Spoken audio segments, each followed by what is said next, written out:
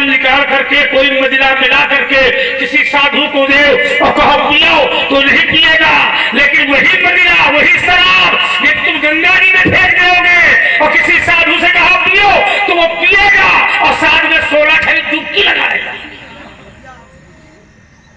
ये गंगा का प्रभाव है, ना कि मदिरा का प्रभाव है। यदि सामर्थ्य वाले व्यक्ति क्रोध करता है तो उसमें क्रोध का प्रभाव नहीं है। लक्ष्मण ने भी क्रोध किया, तो लक्ष्मण ने जो क्रोध किया है क्या ये निज के लिए है क्या? लक्ष्मण का जो क्रोध है वो परस्वार्थ है। परस्वार्थ एक स्वार्थ होता है, परस्वार्थ होता है। इसलिए लक्ष्मण ने क्रोध किया, लेकिन इस क्रोध को अपने ऊपर नहीं डाला, इस क्रोध को राम के ऊपर डाला। माखे लखन कुटी भाई भंग है, लखन सकोप बचन जब बोले तो अपने ऊपर नहीं बोले, राम के ऊपर बोले जो तुम्हारा अनुशासन। माने कि हम अपने लिए नहीं कर रहे, ये तुम्हारे लिए कर रहे हैं। तो जो क्रोध है दूसरों के लिए किया जाता है वो परिहित माना जाता है। जो दूसरों के लिए क्रोध करता है वो परिहित है, जो दूसरों को बनाने के लिए क्रोध करे वो परिहित है। तुमने भी क्रोध किया, भोलेनाथ ने क्रोध किया, राम ने भी क्रोध किया।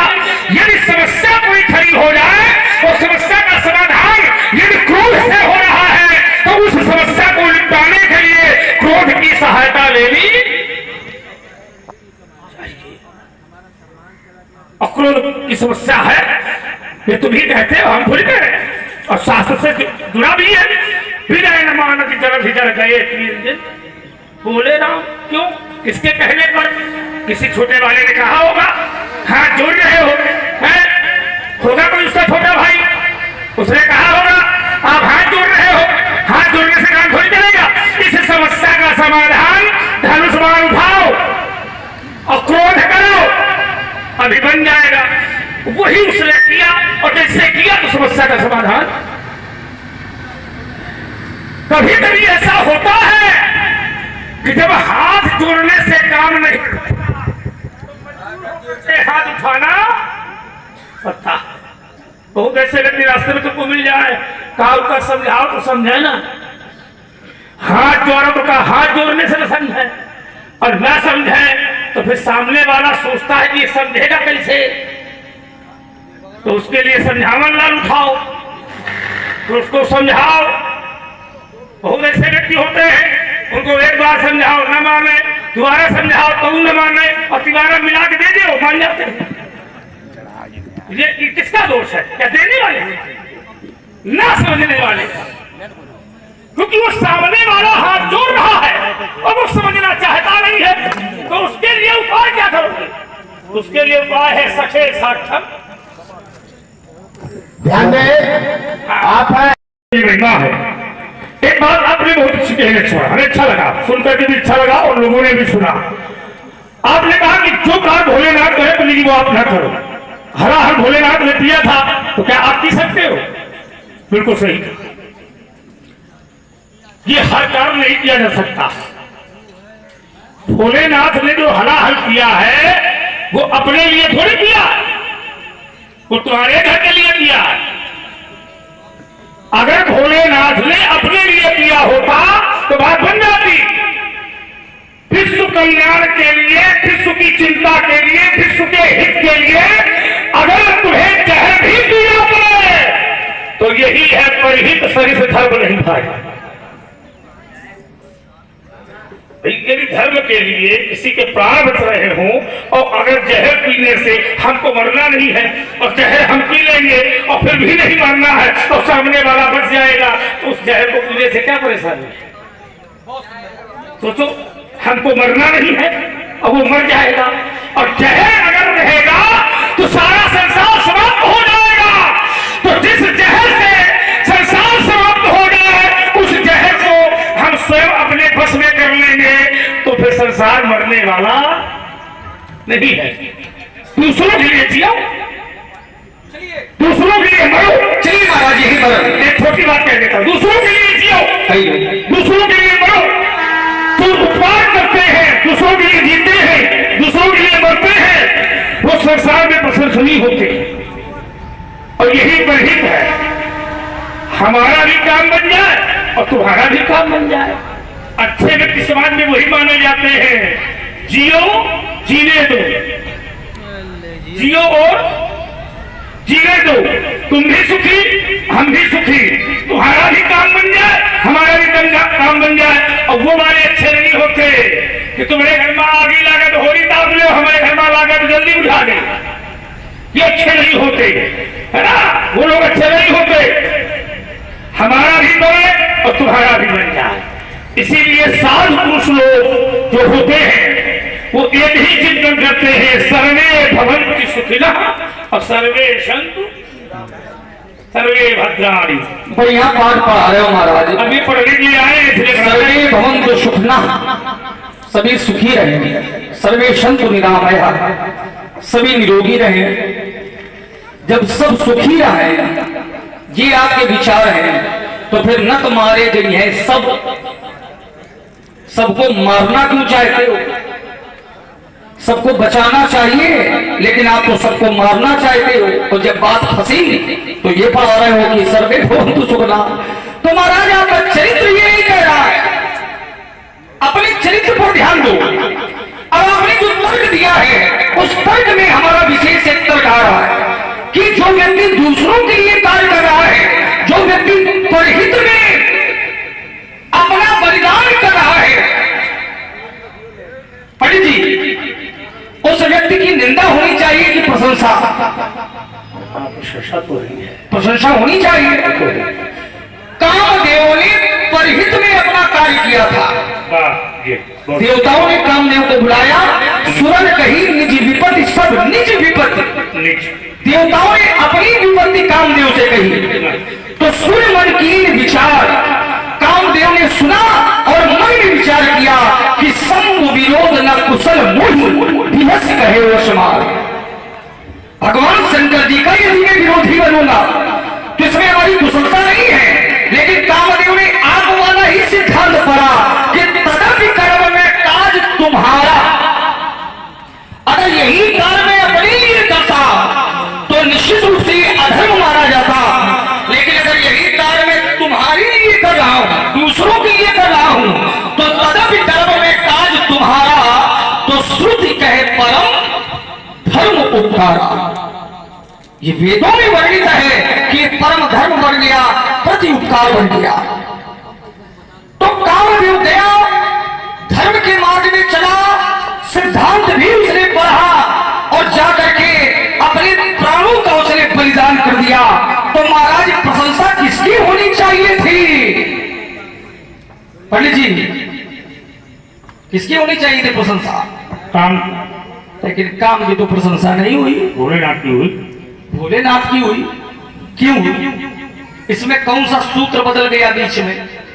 बताना पड़ेगा, वो हम ही बताएंगे, आप नहीं बता भाई। बलिदान उसने किया, परहित उसने किया, लेकिन प्रशंसा भोले बाबा की हो रही है। क्यों? क्योंकि अगर दूसरों के परहित में भी अगर क्रोध किया जाएगा तो क्रोध का दुष्परिणाम इतना भयानक होता है कि क्रोध करने के कारण ही धर्म अधर्म बन जाता है। कामदेव यदि अपनी मर्यादा में रहता तो प्रशंसा निश्चित कामदेव की होती, लेकिन कामदेव ने काम पर न रह करके कामदेव ने क्रोध का सहारा ले लिया और वही धर्म नष्ट हो गया। कोपियु जब ही बाल चर केतु तो क्षण महु मिटे सकल श्रुति सेतु। एक क्षण में वो सारे सेतु नष्ट हो गए जो धर्म के बना करके वो चला था। तो क्रोध का परिणाम ही इतना भयानक है, और मैं वही बार बार आपसे समझा रहा हूं और वही विषय आकर के खड़ा हो गया कि क्रोध करने से धर्म नष्ट होता है, धर्म की रक्षा नहीं होती है। क्योंकि धर्म एक है, धर्म के चरण 4 है और धर्म के लक्षण 10 है। विशेष लोग बैठे हैं यहाँ पर। धर्म एक, अपना धर्म धर्म है, धर्म के चरण 4 है, सत्य, दान और त्याग, ये 4 चरण है। और धर्म के लक्षण 10 है। धति क्षमा दमो आस्तेयम शोचित इंद्रिय निग्रह धी विद्या सत्यम, फिर है अक्रोध हो। आ माने नहीं, जो क्रोध ना करे वही धर्म की रक्षा कर सकता है। अक्रोध हो 10तम धर्म लक्षण, ये 10 लक्षण धर्म के हैं। तो महाराज क्रोध ना करना तो धर्म हो सकता है, लेकिन क्रोध करना ये धर्म नहीं हो सकता। फिर आपने एक उदाहरण दिया, बोले विनय न मानस जलद जगड़ गए 3 दिन भी, विनय न मानस जलद जल हो गए 3 दिन भी। तो 3 दिन वो क्या करते रहे भाई? जब क्रोध ही समस्या का समाधान है तो वो 3 दिन करते क्या रहे? यद्यपि कहा तो ये गया था कि नाथ देव कर कबर भरोसा, सोखी सिंधु करी मन मूसा, कादर मन कहूं एक आधारा, दैव दैव आलसी पुकारा। आप मन में क्रोध करो और एक ही बार से सारा समुद्र सूख जाएगा। तो फिर 3 दिन तक वो करते क्या रहे? 3 दिन तक करते रहे प्रार्थना। कहा ये जा रहा है कि क्रोध करो, लेकिन वो पहले क्रोध को सहारा नहीं बना रहे हैं, क्रोध को माध्यम नहीं बना रहे हैं, पहले विनम्रता को माध्यम बना रहे हैं। और वो 3 दिन तक निवेदन करते रहे। और आप यही उदाहरण पढ़ रहे हो, 3 दिन तक नहीं प्रार्थना कर पाए तो कम से कम थोड़ी देर कर लेते। एक व्यक्ति वाहन में जा रहा था, अच्छा पैदल नहीं जा रहा था, पैदल जा नहीं सकता क्योंकि वाहन ऐसा है। चाचा वो बुद्धि से पैदल हो, बुद्धि से पैदल। तो रास्ते में वो भूल गया और लक्ष्य उसका वही था जहां उसको जाना था। तो उसने किसी से पूछा कि भैया ये बताओ वाहन तो छूट गया, अब किया क्या जाए? तो उसने कहा आगे थोड़ा चले जाना। वो कौन से वाहन में बैठा था? सुन तो लो पहले, हम बताएंगे। वाहन छूट गया माने वाहन कोई दूसरा पकड़े? दूसरा पकड़ेगा। ये तो समस्या थी कि जहां उसको जाना था वहां का वो पकड़े नहीं था, जहां उसे जाना था वहां का वाहन पकड़े नहीं था, जहां उसका लक्ष्य था तो चला। ये कौन सी बात बीच में ले आए वाहन वाली? इसलिए ले आए कि जिस वाहन में तुम जो है उसको बैठा रहे हो वो वाहन वहां जाता ही नहीं है। किसको? प्रतीक्षा वाला, विनय न मानस जलद जल। देखिए आप वाहन दूसरा चुन रहे हो, क्या है? जबकि ये नर शरीर ही वाहन है। तब ठीक जाता है। अरे हम तो ठीक है, आप गलत चले गए। लड़का आओ, लेकिन आप तो ले आएंगे, ले आओगे। वाहन कोई और नहीं है, ये शरीर ही साधन है। साधन धाम मोक्ष करी द्वारा, यह नरतन भाववादी को बीरू, भव सागर का यही जलयान है, अर्थात यही साधन है। मोक्ष प्राप्ति का यही एक माध्यम है। तो ये छूट गया तो फिर दूसरा साधन कौन सा पकड़ने लगा वो? भाई एक है साधन है, एक है साधन सब सद है। तो महाराज आप पहले जो उदाहरण है बड़ा गलत चला गया। फिर आपने एक उदाहरण मां गंगा का दिया कि मां गंगा के जल से अगर मदिरा में वही जल डाल दिया जाए और वही मदिरा किसी संत को पान करवाई जाए तो संत अस्वीकार कर देंगे, बिल्कुल निश्चित। सुरसर जलकृत वारुण जाना, कबहु न संत करें ही पाना, कभी उसका पान नहीं करेंगे। और अगर वही मदिरा गंगा जी में डाल दी जाए तो शुभ और अशुभ सलील सब बहाई, लेकिन सुरसरी को अपनीत ना कहाई। देखिए वहां जल की विशेषता नहीं है, वह मां गंगा की विशेषता है। और मां गंगा की विशेषता आप हमें क्यों बता रहे हो? आप हमें ना बताओ, हमें पता है, क्योंकि मां गंगा को धरती धरा धाम में लाने वाले और कोई नहीं, हमारे ही पूर्वज हैं। अगर हमारे महाराज भागीरथ जी ना होते तो संसार में मां गंगा का भी प्रवाह ना होता। महाराज के बहुत अनुनय विनय करने पर मां गंगा धरती पर आने के लिए तैयार हुई, लेकिन उन्होंने कहा कि अगर मैं धरा पर पहुंचूंगी तो हमारे वेग को कौन संभालेगा? तो भोले बाबा से निवेदन किया गया और भोले बाबा ने अपनी जटाओं में उन्हें स्थान दिया। मां गंगा भगवान शिव की जटाओं में समाहित हो गई। निकलने के लिए कोई मार्ग नहीं मिला तो भोले बाबा ने एक जटा खोली और एक जटा से मां गंगा की 7 धाराएं प्रवाहित हुई। एक धारा के रूप में नहीं, 7 धाराओं के रूप में प्रवाहित हुई।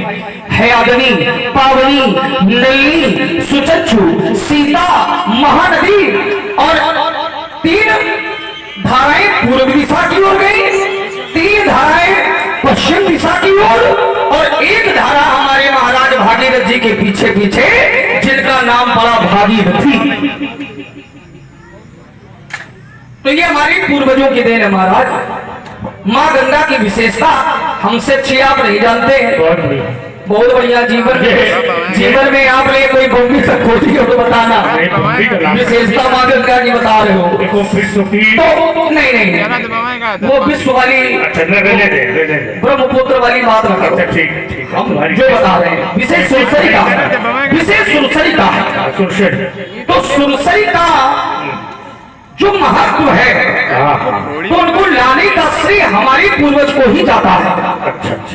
दूसरा श्रेय मां सुरसरी की धारा के समान अगर किसी धारा को माना गया है तो वो धारा जानते हो किसकी है? किसकी धारा है? वो राम भगत की। पहुंच तो गए, पहुंच रहे महात्मा है बेटे। वो धारा केवल राम जी की भक्ति की है। राम भगत जहाँ सुरसरी धारा सबसे ही ब्रह्म विचार प्रचार, तो महाराज वो धारा हमारे भीतर है। तो जितनी संसार में मां गंगा की धाराएं हैं वो कहीं ना कहीं हमसे ही संबंधित हैं। तो ये विषय भी हमारा हो गया। बेटा ये सब खोल डालो, बाद में परशुराम जी वाला तख्त उठा ले जाओ। ये इससे ना जाइए। बैठ जाओ बेटा, बैठ जाओ, थोड़ी देर बैठो अभी। तो महाराज अब देखिए बड़ा रस बन रहा है, बड़े अच्छे श्रोता है। तो जीवन में यदि कल्याण चाहते हो, कुछ करना चाहते हो तो यहाँ राम जी का नाम ले लो। एक शब्द आया तुम्हारा, उसमें जरा मेरा चिंतन है राजकुमार। अवश्य। इस चिंतन में सभा में बैठे हुए महान बुद्धिमान लोगों ने लक्ष्मण जी बात को ध्यान से सुना कि लक्ष्मण ने चिंतन दिया लोगों को कि इसमें जो गंगा को लाने का जो श्रेय है वो भागीरथी जी को है, भागीरथ को। लेकिन विचार करो, यदि गंगा भी धरती पर आई है तो किसी न किसी महापुरुष ने कलंक को सहा होगा। कलंक, जब तक किसी को कलंक नहीं लगेगा और तब तक धरती में गंगा आने वाली नहीं है। वो कलंक लगा किसके ऊपर? महर्षि कपिल मुनि के ऊपर। तुम्हारे वंश में एक राजा था जिसका नाम था सगर, और सगर के 60,000 पुत्र थे। कितने हजार? 60,000। एक यज्ञ किया था अश्वमेध यज्ञ, और यज्ञ में अश्व में घोड़ा छोड़ा गया था। क्या कहना? और वो अश्वमेध यज्ञ पूर्ण न हो पावे, इसलिए देवता लोग बड़ा विचलित हो गए। कहीं ऐसा ना हो कि अश्वमेध यज्ञ पूर्ण हो जाए और ये लोग स्वर्ग में आकर के कहीं कब्जा कर ले, सिंहासन छीन ले। तो इसके लिए उपाय क्या है? तो इंद्र ने उस छोड़े हुए घोड़े को चुपचाप चोरी से महर्षि कपिल मुनि के आश्रम में बांध दिया। विचार करना। और तुम्हारे वंशज खोजते खोजते अचानक महर्षि कपिल मुनि के आश्रम में पहुंच गए, घोड़ा वहीं बंधा था। उन सब लोगों ने महर्षि कपिल मुनि को चोर कहा। क्या कहा? चोर। तो महर्षि कपिल मुनि ने कहा, ना तो मैंने अश्वमेध यज्ञ देखा और ना मैंने अभी तक घोड़ा देखा, अब कहां बंधा है ये भी मैंने नहीं देखा, लेकिन बांधा है इंद्र ने। और साबित कौन हो रहा है? कपिल मुनि। ये नियम भी है संसार का, और करे अपराध और पाओ फल अस विचित्र भगवंत का।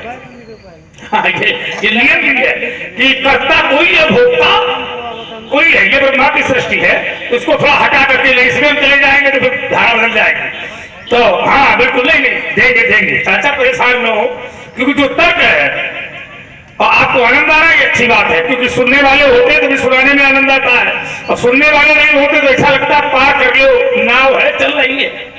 हाँ, लहरें तो बहुत उठती है, लेकिन ईमानदारी है कि आप लोग सुन रहे हैं।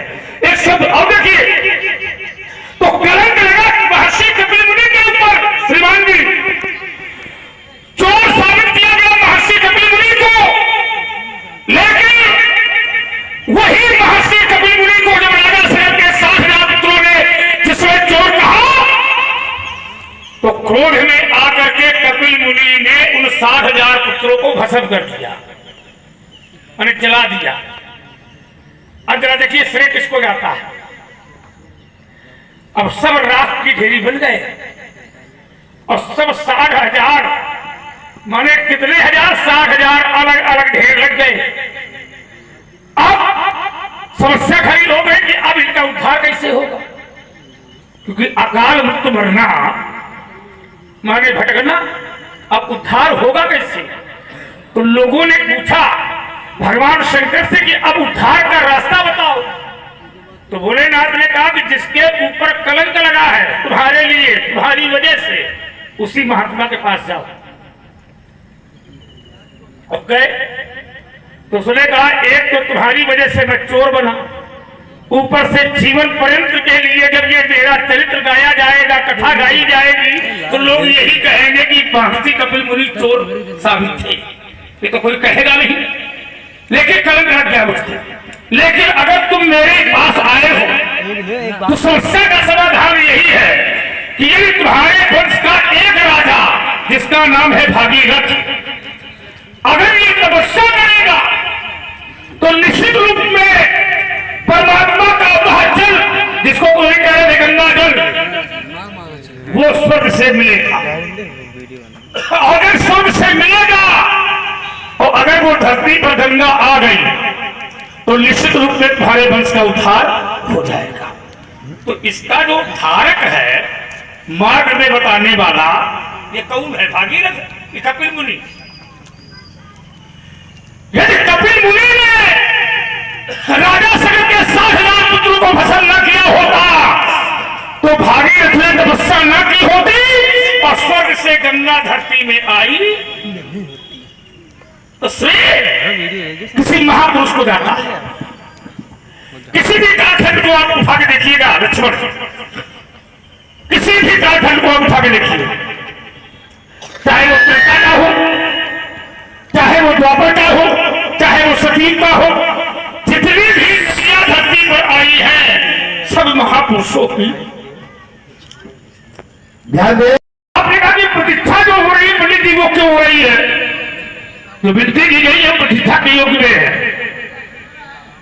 देखो, सरलता से जो कार्य बने पहले वो बनाओ।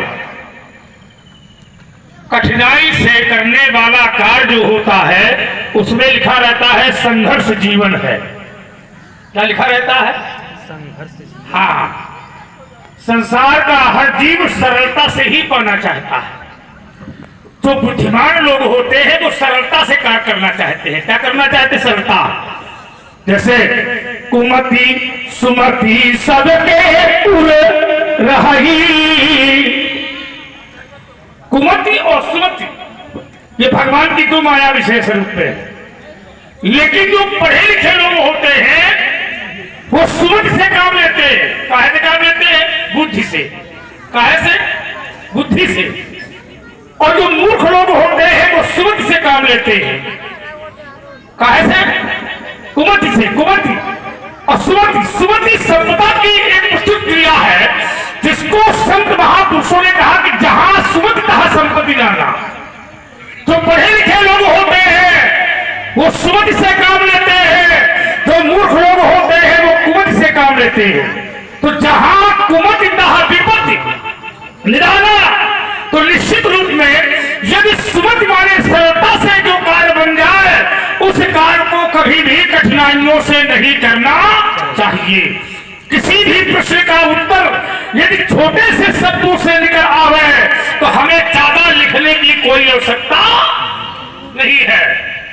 कोई भी प्रश्न हो, यदि छोटे में ही हमारा वाक्य, हमारा शब्द तो एक उत्तर के रूप में प्राप्त हो रहा है तो फिर ज्यादा हमें लेखनी चलाने की कोई आवश्यकता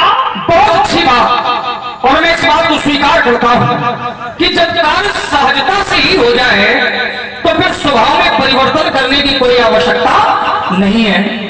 बहुत अच्छी बात। और एक स्थान पर आपने ये भी कहा था कि भोले बाबा श्रेष्ठ हैं, लेकिन कहीं कहीं हमें भी श्रेष्ठता मिली है। बंदो प्रथम महिषुर चरना, तो इसमें हमारा तर्क है कि आपका उद्देश्य है धनुष तोड़ने वाले को देखना। तो धनुष तोड़ने वाले को आप सहज भाव से भी देख सकते हैं। हाँ। कैसे देख सकते हैं? यथा सुअंजन अंजितृग साधक सिद्ध सुजान, कौतुक देखत शैल बन भूतल भूरि निधान। यदि वो अपने सहज भाव से ही देखने का प्रयास करें तो वो देख सकते हैं कहां कहां पर्वतों की ऊंचाई में क्या है उसको देख सकते हैं, पृथ्वी की गहराई में क्या छिपा है उसको देख सकते हैं, घनघोर जंगल के मध्य में क्या छिपा है उसको भी देख सकते हैं। कैसे? सहज में, खेल ही खेल में देख सकते हैं। तो जब देख सकते हैं तो धरती पर का भूमि रहे, इसमें चिंतन मेरा छोटा नहीं चिंतन बाद अभी तो पहला तर्क उत्पन्न। क्या सहज हो सकता है? नहीं सहज है ये। अरे महाराज, तब शिव सहज स्वरूप संभारा। ठीक। ये स्वरूप ही अपना साज है जो भगवान के द्वारा में प्रदत्त है, ये सहज है। तब लाग समाधि अखंड अपारा। भोले बाबा से कुछ नहीं सीख पाए तो कम से कम एक विद्या तो सीख ही लेते। कौन सी? माता सती परीक्षा लेने गई थी और परीक्षा लेने के बाद आई तो भोले बाबा ने सामान्य प्रश्न किया कि कैसे आपने परीक्षा ली? हज पूछी कुशलात लीन परीक्षा कवन विधि, कहो सत्य सब बात। हमसे सत्य सत्य कहो कि तुमने किस विधि से परीक्षा ली। लेकिन माता सती ने क्या किया? कछु न परीक्षा लीन गोसाई और कीन प्रणाम तुम्हारी नहीं। तो भोले बाबा ने अपने स्वभाव में परिवर्तन नहीं किया, सहज भाव में ही उत्तर को प्राप्त करना चाहा और सहज भाव से ही उन्होंने क्या किया? तब शंकर देखे धरि ध्याना और सती जो कील चरित्र सब जाना। वो मात्र सहज भाव से ही ध्यान लगाते हैं। और ये ध्यान क्या है? ये योग का 7वां अंग है। यम नियम आसन प्राणायाम प्रत्याहार धारणा और फिर है ध्यान, तब है समाधि। तो आप ध्यान के मार्ग से धनुष तोड़ने वाले को देख सकते हैं, अपने सहज भाव से देख सकते हैं। तो फिर ये लोहा लंगड़ चलाने की कोई आवश्यकता नहीं है। आपने तर्क से ही ये बात कट गई। चलिए क्या अब अनेकानेक बिंदु हैं, उस पर भी तो चिंतन करने की आवश्यकता है। आपने कहा कि महापुरुष के द्वारा कहीं ना कहीं कोई श्री जुड़ा, जैसे महात्मा एक शब्द दिया था आपने, महर्षि कपिल मुनि। कपिल मुनि ने यदि उन राजाओं पर क्रोध न किया होता, वो भस्म न होते, तो मां गंगा धरती पर नहीं आती। तो यही अंतर हो गया, क्रोध करने से मां गंगा धरती पर नहीं आई है, प्रार्थना करने से आई। कपिल मुनि के क्रोध का परिणाम यह था कि वो 60,000 राजा भस्मीभूत हो गए, ये क्रोध का परिणाम था। लेकिन जब हमारे महाराज भागीरथ जी के द्वारा तपस्या की गई, प्रार्थना की गई है, तब मां गंगा धरती पर आई है। तो अंक गणित का सूत्र 20 गणित बना लगाओ भाई। क्रोध का परिणाम दूसरा था और प्रार्थना का परिणाम मां गंगा का उतरण है। तो अंक गणित का सूत्र यदि 20 गणित में लगाओगे तो निष्कर्ष सही नहीं पाओगे। लेकिन आपका नियम बढ़िया है, प्रश्न चाहे जो उन्हें गणित से हो, उत्तर नागरिक के शास्त्र से देना है। ये बढ़िया बुद्धि पाई आपने। तो महाराज अभी कहा हो गए, अभी तो पर्यावरण आई है। अच्छा, अभी तो चर्चा प्रारंभ ही हुई है। महाराज क्रोध का सदैव रहेगा विरोध। एक विषय आपने कहा था कि तुमने भी क्रोध किया। महाराज हम में और आप में अंतर है। क्या अंतर है? वर्ण का अंतर है। क्षत्रिय है और आपका वर्ण ब्राह्मण है। ब्राह्मण और क्षत्रिय में उतना ही अंतर है जितना जल और अग्नि में। अग्नि की विशेषता दूसरी है और जल की विशेषता दूसरी है। ब्राह्मण के 6 कर्म होते हैं, अध्यापनम, अध्ययनम, यजनम, याजनम तथा दानम प्रतिग्रहण च ब्राह्मणाम कल्प्यते। दान लेना, दान देना, यज्ञ करना, यज्ञ कराना, शिक्षा ग्रहण करना और शिक्षा प्रदान करना। कि भैया धरती उलटना, पांडाल में आगी लगाना, सबका मारत घूमो, ये ब्राह्मण के लक्षण नहीं है। लेकिन क्षत्रिय वर्ण में एक विशेष अधिकार प्राप्त हुआ है। प्रजा नाम श्रम दान विद्या अध्ययन में ऊंचा विशेष प्रसक्ति क्षत्रिय समझता। अगर मातृभूमि के मान सम्मान में कोई बात आ जाए तो क्षत्रिय रक्षा के लिए विशेष क्रोध का प्रयोग कर सकता है और विशेष शक्ति के प्रयोग से अपनी मातृभूमि की गरिमा की रक्षा करेगा। ये क्षत्रिय की विशेषता है। तो हम क्रोध करें विषय अलग है, लेकिन आपको क्रोध से बचना है। अब जो कहना चाहते हो कहो। देखो, क्षत्रिय वो महान नहीं है जो क्रोध करे या क्रोध करके अपनी बात को रखे। ब्राह्मण के क्रोध को संभाले अपने अंदर, वो क्षत्रिय महान है। जैसे भगवान विष्णु की छाती में भृगु जी ने लात मार दी, विचार करना, और क्रोध में मारी। तो इसमें महानता किसकी है? क्षत्रिय की है कि ब्राह्मण की? ये था कि कहने की आवश्यकता थोड़ी तुमको। हमने पहले भी बात कही थी कि मारने वाला महान नहीं है, बर्दाश्त करने वाला महान है। ब्राह्मण अगर साथ दे, मारे, डांटे, लात मार दे तो क्षत्रिय की शोभा बढ़ जाती है। भगवान विष्णु ने कहा कि उर्मणिहार पवित्र शोभा, तुमने लात मार दी और मेरी छाती की शोभा बढ़ गई, क्योंकि तुम्हारे पैर पूजनीय है और हमारा काम है तुम्हारे पैर पूजना, तो तुम पूज रहे हो। हमारा काम है तुम्हारे पैर पूजना और तुम्हारे पैरों में वो यश है जो हमको मिल रहा है, तो तुम्हारे पैरों में यश है, इसलिए ये यश हमारी छाती को मिल गया।